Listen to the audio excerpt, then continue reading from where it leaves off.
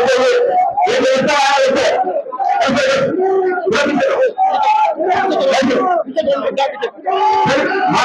नाम को मालाएं कभी बनाए नाम के ऊपर आगे क्या बोलना हो रहा है जिनके नाम में पहले बोल चुका हूँ जिनके मंगाल की सबसे माला बोला है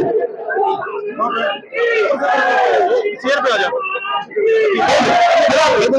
जैसा हमारे बड़ा कुछ आदमी मैंने करना की थी अगर आपकी बड़ा भेजते हैं माला वाले माला ले आना जिनको मैं नाम बोल के पता माला बता दो ये बंदी आप मुझे बोल के माला दिया जी और विनोद बयाना दिया महंत जी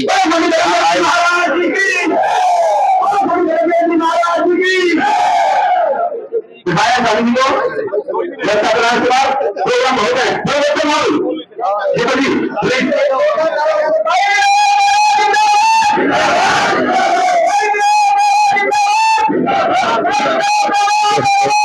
स्वागत किया जा रहा है और नारे लगाए जा रहे हैं। भारत माता की, भारत माता की। देखिए आज बात एक मिनट एक दूसरे देखिए आज बेशक ये चुनावी सभा है मगर आज हमारे बीच में परम पूजनीय प्रातः सुननीय स्वामी धर्मदेव जी महाराज आपके बीच में है। मेरा आपसे अनुरोध है कि जोरदार तालियों से उनका स्वागत करें।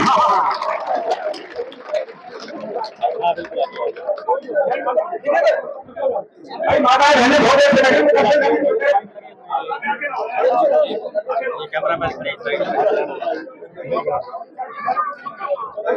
आप थोड़ा व्यवस्था बनाएं। देखिए इसमें कोई दो राय नहीं कि परम पूज्य स्वामी जी विशेष तौर पे मुझे और आप सबको आशीर्वाद देने के लिए यहाँ हम लोगों को बुलाया है। उनसे प्रार्थना की थी कि हमारा चुनाव चल रहा है, आप हमें जरूर आशीर्वाद देने के लिए हंसी आए। मेरा परम सौभाग्य है कि मेरी एक प्रार्थना पे वो भी सिर्फ और सिर्फ एक टेलीफोन पे प्रार्थना की और परम पूज्य स्वामी जी ने मुझे आशीर्वाद देने का मुझे विश्वास दिलाया। कहा ध्याना जी हमें आपसे बहुत प्यार है, हम जरूर आएंगे। आज वो हमारे बीच में है। मेरा आपसे अनुरोध है कि कृपया व्यवस्था बनाए रखते हुए हमने परम पूज्य स्वामी जी के विचार सुनने हैं और अपनी व्यवस्था बनाए रखनी है। ये बात भी सही है कि हम समय से 2 घंटे लेट हैं, आपको इंतजार करना पड़ा। मेरी माताएं बहनें बैठी हैं, मैं हाथ जोड़कर माफी चाहता हूं। और इससे पहले कि मैं स्वामी धर्मदेव जी को आपसे रूबरू करूं, उसे प्रार्थना करूं बोलने के लिए कुछ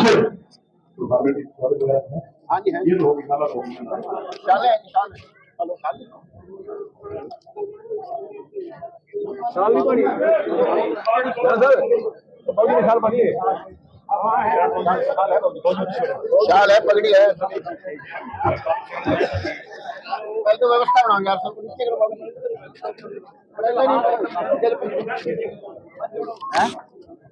दीपक जी व्यवस्था कराओ यार अपना भी कर लेंगे।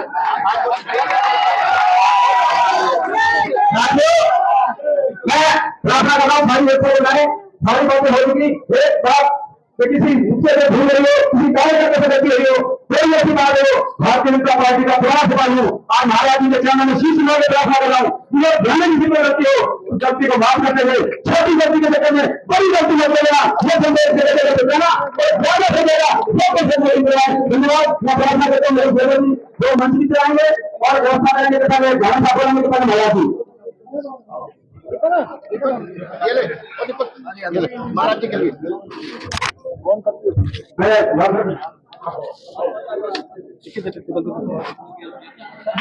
आप देख सकते हैं 14 वार्ड के ओम प्रकाश ने बयाना साहब को पगड़ी बनाकर सम्मानित किया है और उनका फूल माला से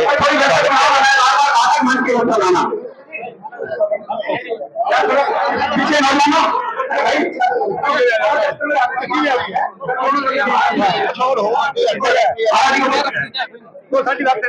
बहुत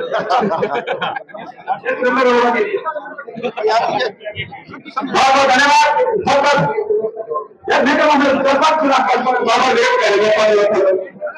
सबसे प्रार्थना हाथ जोड़ते सबसे श्री चरणों में निवेदन है कृपया थोड़ी जगह दे दो महाराज जी को। महाराज जी के चार भाई ये मंच पर जितना खड़े हैं ना, अगर आप थोड़ी मेरे सत्य साथी अपनी मत छोड़ो। मुल्तान को रंगीला जगह चौक दवाई दे रहा है, कमल का फूल खिलता हुआ दिखाई दे रहा है। जैसे जैसे 5 तारीख आ रही है पास, जैसे जैसे 5 तारीख आ रही है पास, कमल की खुशबू का होने लगा एहसास, कमल की खुशबू का होने लगा एहसास।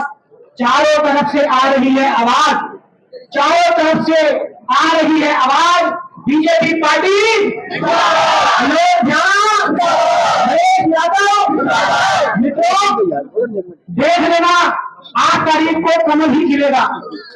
मित्रों देख लेना 8 तारीख को कमल ही खिलेगा। ये बीजेपी पार्टी हिमालय है, दुर्ग है, इतना मजबूत संगठन है, धोखा नहीं हिलेगा, धोखा नहीं हिलेगा। धन्यवाद, बहुत बहुत धन्यवाद राज्य सरकार जी। ये पूरे शहर में हम लोग का समाज पूरी रौनक लगाते हैं, जोर पैदा करते हैं। मैं प्रार्थना करता हूँ नरेश यादव जी से,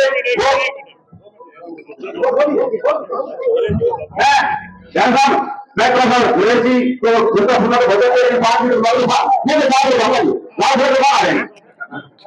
आइए नरेश यादव, मैं कहता पप्पा किसे शत्रु को हमने मेरे ले नदी हो पाटिया साहब ने पहले बोल दिया महाराजी से जो मेरी मुलाकात हुई मैं रहेगा तो समझ देगा कि हम भी सुन देंगे, लेकिन इन्हें तो बेरा है नरेश मानस जी बात तो निकाल लो तो मेरे साथ ही नारे लगाओ बराबर, मैं नहीं चलेगा कंप्यूटर में रहो। भारत माता की भारत माता की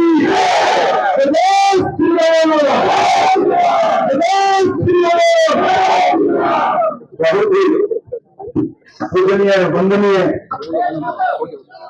हमारे बीच में स्वामी धर्मदेव जी और काशी विधानसभा से लोकप्रिय हमारे बड़े भाई विनोद भाना जी, नेहा धवन जी, सम्मानित मंच, बुजुर्गों, नौजवान साथियों, प्यारे बच्चों, और अब की बार इस चुनाव में जिसने धमाल मचा रखा है और इस चुनाव को हम 25-30 हजार से जीतेंगे, वो मेरी मातृ शक्ति है। सबसे ज्यादा गांव में जहां भी जाते हैं वैसे एक बात पूछ रहे हैं, बोले नरेश भाई, हाँ जी, बोले पहली महिलाओं ने कहते रखा है, बोला क्या हो गया, बोला जिसने पूछा महिला जो भी मिला बीजेपी ने वोट देंगे। मैं बोला मैं बताता हूँ, बोला बताओ, मैं इन महिलाओं का एक बार आशीर्वाद साझा कर दे रहे, हम छोड़ बोलना क्या मिल भाई तेरी नहीं छोड़ूंगा, मेरा 25 मिनट मिल रही है। हाँ मेरा टाइम है, गुंजू मेरी मम्मी नहीं कुछ मिलता रहता कर दूंगा। साथियों सबसे बड़ी बात तो एक बात सुन लो, आज मैंने सच्ची सच्ची बता दिया, बड़ी वाली आवाज में जिस तरह योग्य आया था वो आवाज मार के, कांग्रेस के कार्ड भी कोई का दी, भूपेंद्र हुड्डा जी की कार्ड भी कोई का दी, और दीपेंद्र हुड्डा झूठ कितनी बोलोगे मेरे हमें बता दी, कोई बता दी, अब कैसे बोलना सुन लो। मैं बहुत अच्छी इज्जत करता हूं वैसे भाई साहब की, लेकिन बहुत बड़ी बड़ी झूठ शब्द तान लगी, मैं बोले रहना नहीं सकता, मेरे पेट में ना झूठ कोई बोल दो बच्चे कोई। आज आदमपुर में दीपेंद्र हुड्डा जी कह के गए हैं कि हमारे यहाँ के प्रत्याशी को जिता दो, इनको बहुत बड़ी जिम्मेवारी दी जाएगी। आसिफ में राज में बोला राहुल मक्कड़ को जिता दो, बहुत बड़ी जिम्मेदारी दी जाएगी। और कल कलायत में गए, बोले इसको जिता दो, बहुत बड़ी जिम्मेदारी दी जाएगी। परसों छज्जर में गए, बोले इनको जिता दो, बहुत बड़ी जिम्मेदारी दी जाएगी। और भाई 4 दिन पहले अग्रवाल में थे, 14 सीटें, 14 की 14 सीटें मंत्री उड़ रहा है, 14 सीट 4 दिन में यहां मंत्री बना दी। कितने हो गए और मंत्री कितने बनने हैं? इन्होंने मेरा बनाने हैं, कोई बोली जाओ क्यों? मंत्री कब बनेंगे? मंत्री जब बनेंगे तो विधायक बनेंगे। तो आज दीपेंद्र हुड्डा जी ने मान ली कि हमारे विधायक बने को, इसलिए कई 2 मंत्री बनेंगे। साथियों ये सारा बड़ी बड़ी जिम्मेवारी बात है, तो जनता की जिम्मेदारी कौन संभालेगा? इन सब में बड़ी जिम्मेदारियां मिलेंगी तो जनता की सीवर पानी लाइन कौन बिछाओगा? जिन जिनको देंगे आप भाई। साथियों आपने किसी भी चीज पर विश्वास नहीं करना।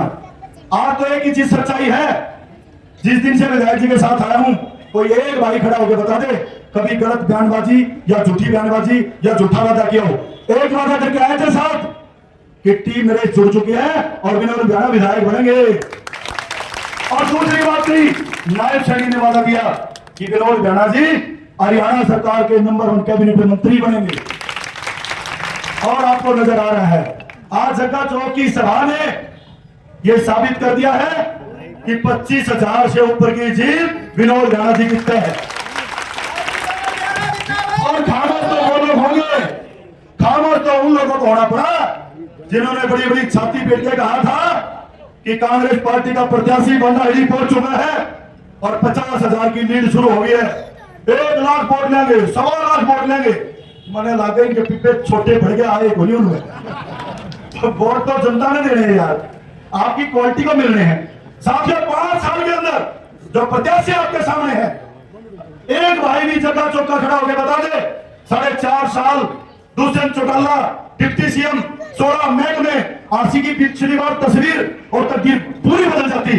दोनों प्रत्याशी फर्स्ट और सेकंड दोनों सरकार में आगे थे, इससे बड़ी आरसी का भविष्य क्या हो सकता था।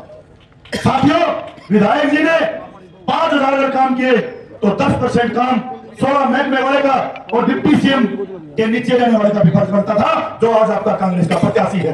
एक काम किसी जग्गा चौक के किसी वासी का कराया हो, दुष्यंत चौटाला 5 बार हंसी आए डिप्टी सीएम के रूप में, 5 बार हंसी आए। और कल उस भाई का मैंने बयान सुना, वो कहते हैं कि दुष्यंत चौटाला जी जब बोल रहे थे विधायक जी की पोल खोल दी, भाई फाइल ही नहीं थी। भाई आप कहां बैठे थे?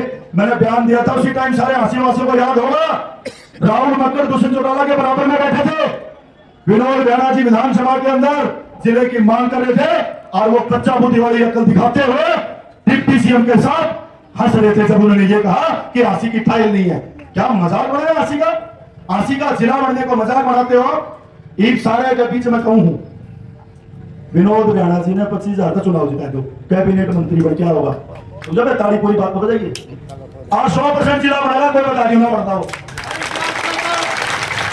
इसलिए मेरी हाथ जोड़ के विनती है स्वामी जी को सुनो।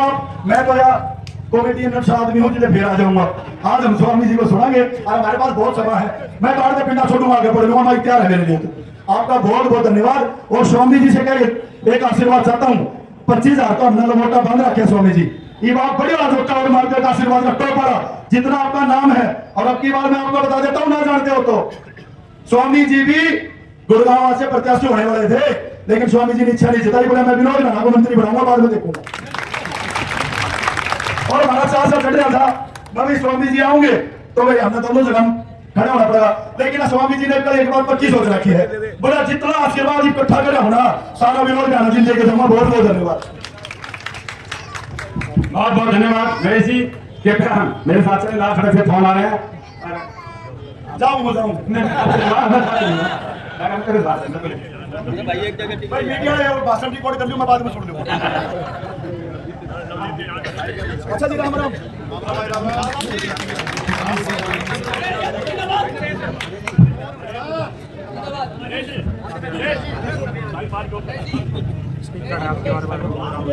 मैं प्रार्थना करता हूं आप सबके दुख सुख के साथी सच्चे सेवक, हर गली मोहल्ले की मजबूरी दिक्कत समस्या प्यार जताने वाले ऐसे हमारे प्रत्याशी विनोद बियाना जी, जिनको 5 तारीख को वोट देकर सफल बनाए। ये 5 साल आपके दुख दर्द समझेंगे, आपके गली गली सेवा करेंगे, ऐसे हमारे प्रत्याशी विनोद बियाना जी।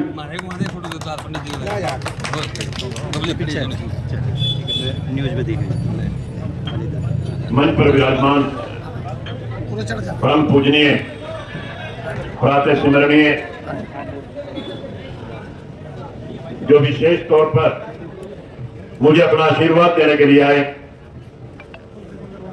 स्वामी धर्मदेव जी महाराज, सम्मानित मंच, नाम लूंगा तो बहुत ज्यादा लेने पड़ेंगे, फिर भी कोई ना कोई रह जाएगा, इसलिए सम्मानित मंच और सामने बैठे मेरे बहुत ही सम्मानित बुजुर्गों, नौजवान साथियों, मेरी माताओं बहनों और बहुत ही प्यारे बच्चों, आप सभी जानते हैं कि आने वाली 5 तारीख को अपने हरियाणा में विधानसभा के चुनाव हो रहे हैं और आपने भी एक विधायक बनाकर के हांसी से चंडीगढ़ भेजना है।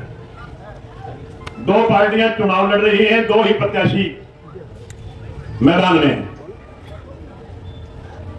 कांग्रेस पार्टी 2005 से लेकर के 2014 तक इस देश और प्रदेश में सत्ता में रही। 2005 से 2014 तक जिस किस्म की कार्रवाई कांग्रेस पार्टी ने की वो किसी से छुपी हुई नहीं। अगर हम केंद्र सरकार का जिक्र करें, रोजाना घोटाले पे घोटाला, घोटाले पे घोटाला होता था। रोजाना अखबार में घोटाले ही लिखने को पढ़ने को मिलते थे। अगर मैं प्रदेश सरकार की बात करता हूं, भूपेंद्र सिंह हुड्डा इस प्रदेश के मुख्यमंत्री थे और केवल रोहतक की बात करते थे। स्टेट का जितना बजट था आधे से ज्यादा रोहतक में लगता था, आधा पूरे हरियाणा में लगता था। नौकरियां भी जितनी नौकरियां होती थी आधी नौकरियां रोहतक में और आधी बाकी हरियाणा में। बुजुर्गों और साथियों, ये भेदभाव, ये जातिवाद, ये इलाकावाद कांग्रेस पार्टी ने हरियाणा में किया। 2014 में देश और प्रदेश में भारतीय जनता पार्टी की सरकार बनी और हरियाणा प्रदेश की बागडोर श्रीमान मनोहर लाल जी के हाथ में आई। श्रीमान मनोहर लाल जी, जिनके बारे में मैं नहीं पूरा देश बोलता है कि एक ईमानदार व्यक्तित्व के धनी थे, उनकी ईमानदारी का कोई सानी नहीं है। विपक्ष के लोग भी ये कहते थे कि मुख्यमंत्री ईमानदार है, विपक्ष के लोग भी कहते थे।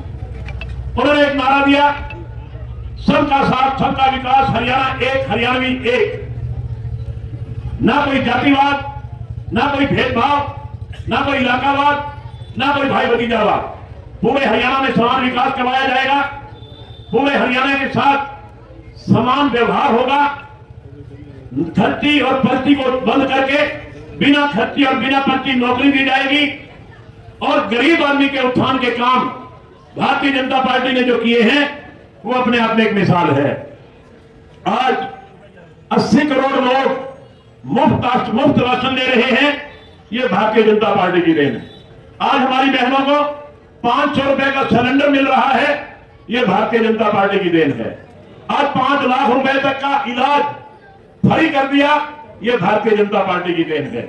और अब तो नायब सिंह सैनी ने कह दिया कि सरकार बनते ही 10 लाख रुपए तक का इलाज फ्री कर दूंगा। और हमारी माताएं बहनें बैठी है यहाँ पे, इनके लिए एक और घोषणा की है नायब सिंह सैनी ने। उसने कहा है जो हमारी बेटी मां बहन जिसकी उम्र 18 साल हो जाएगी उसके खाते में हर महीने 2100 रुपए डलवाने का काम नायब सिंह सैनी करेगा।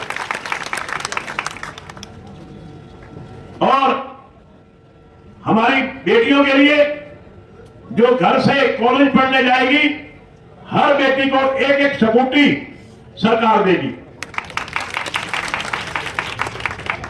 आज बेटियों की शिक्षा फ्री है। आज गरीब आदमी बस में यातायात फ्री करता है। मतलब मेरा कहने का ऐसी नायाब घोषणाएं भारतीय जनता पार्टी ने की है।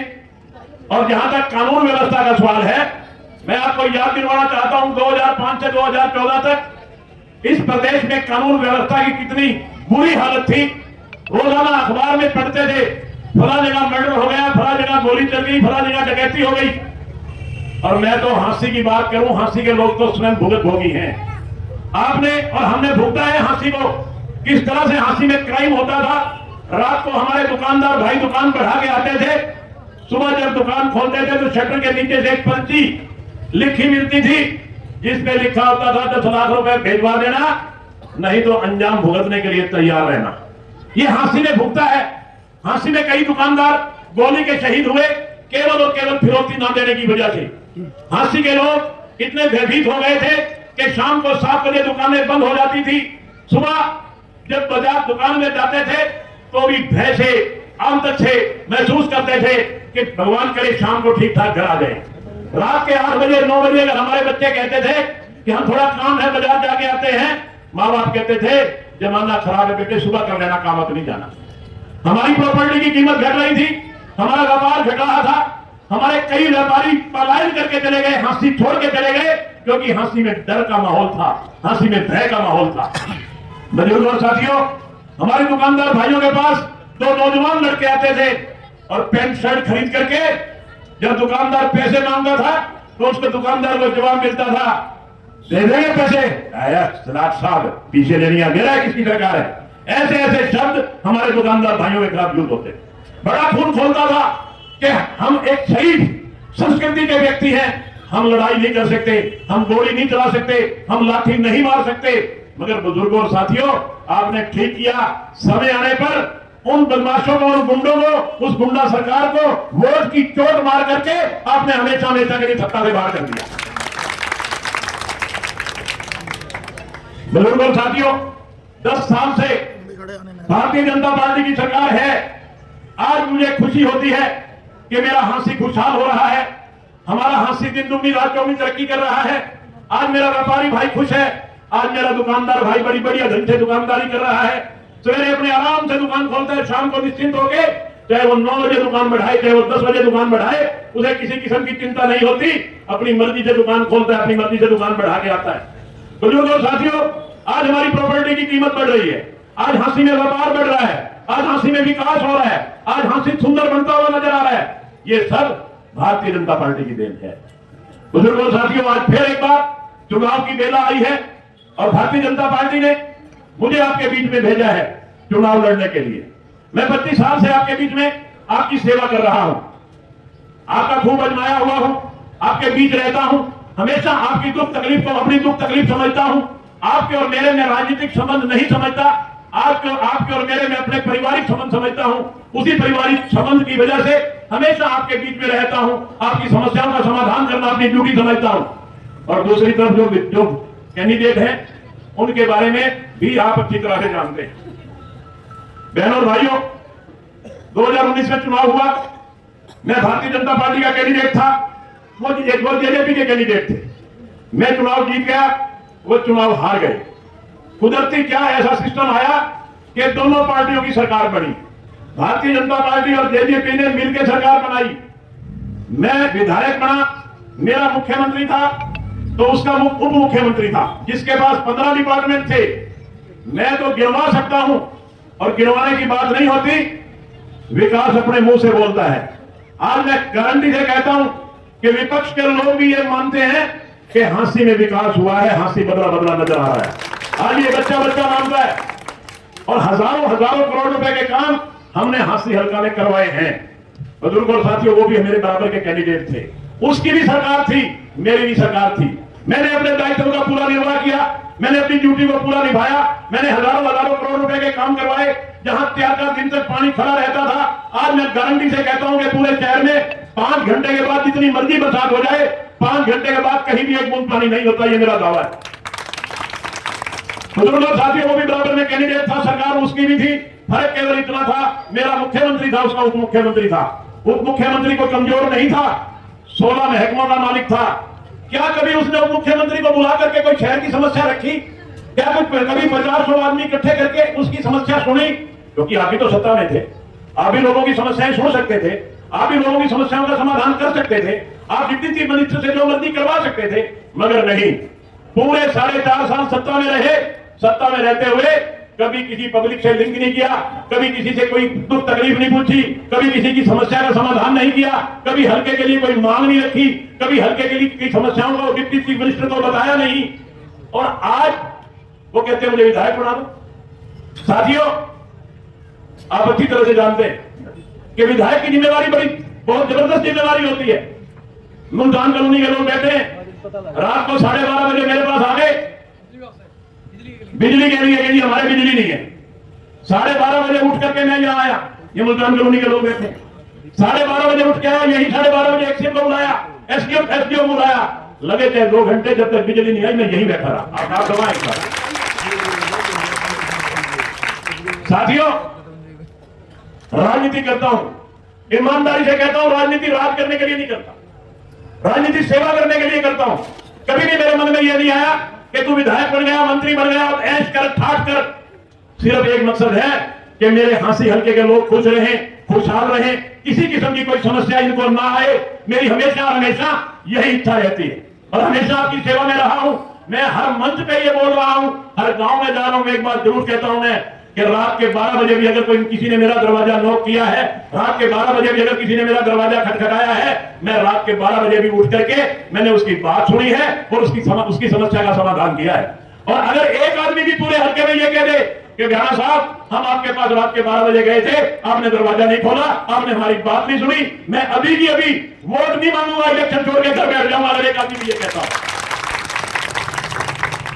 साथियों, तुलना आपने करनी है, कौन सी पार्टी बढ़िया है और कौन सा कैंडिडेट बढ़िया है, ये सब आपने तुलना करके 5 तारीख को अपने मत का प्रयोग करना है।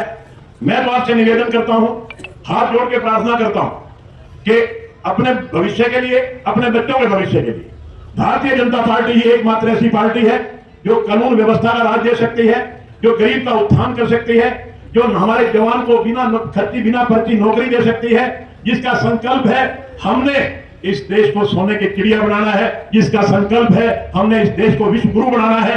ऐसी भारतीय जनता पार्टी को वोट देकर के हमेशा हमेशा के लिए इस दुनिया में भारतीय जनता पार्टी का नाम लेते हुए इस देश का नाम ऊपर जाए। यही मेरी आपसे प्रार्थना है कि आप अपना एक एक वोट कमल के निशान का बटन दबा करके अपने इस भाई को आशीर्वाद दे देना, बाकी सारी जिम्मेवारी मेरे पे छोड़ देना। कभी भी आपको किसी किस्म की कोई शिकायत हो, रात के 12 बजे भी आपकी सेवा के लिए हाजिर मिलूंगा। मैं धन्यवाद करता हूं स्वामी धर्मदेव जी का, जो अपना आशीर्वाद देने के लिए मुझे आए हैं, और मैं आप उनसे निवेदन भी करूंगा कि वो अपना संदेश आपको दें। स्वामी धर्मदेव जी महाराज।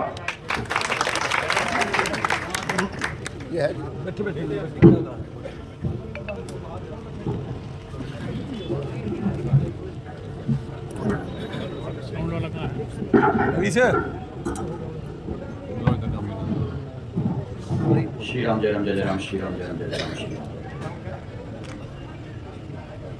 सारी दुनिया के वाली मालिक गोपाल ब्रह्म परमेश्वर परमपिता परमात्मा अखिलेश्वर जगदीश्वर मेरे भगवान, मेरे सर्वशक्तिमान दया निधान कृपा निधान मेरे राम मेरे घनश्याम, आपके चरणारविंद में मेरा बारंबार प्रणाम है। अपने गुरुजनों का सिमरण करता हूं। आज महती प्रसन्नता का विषय, बल्कि हाँ, मैं अपनी बात को शुरू करूं, लेकिन मेरा जी चाह रहा है मैं एकदम पहले और कर लूं। 7, 8, 9 अक्टूबर को मैं बाहर हूं। 8 तारीख को मैं बधाई देने यहां उपस्थित नहीं हो पाऊंगा। 8 तारीख की बधाई आगे दे, और इसीलिए काल को घिन के हूं तक 8 तारीख को खाने वाली मिठाई गड्डी भी छूटे खाने का दिया, वो मैं नाल गिन के आया फोटो दी वो मिठाई बिना छुआ पहले मैंने तो बधाई देवा मिठाई देवा।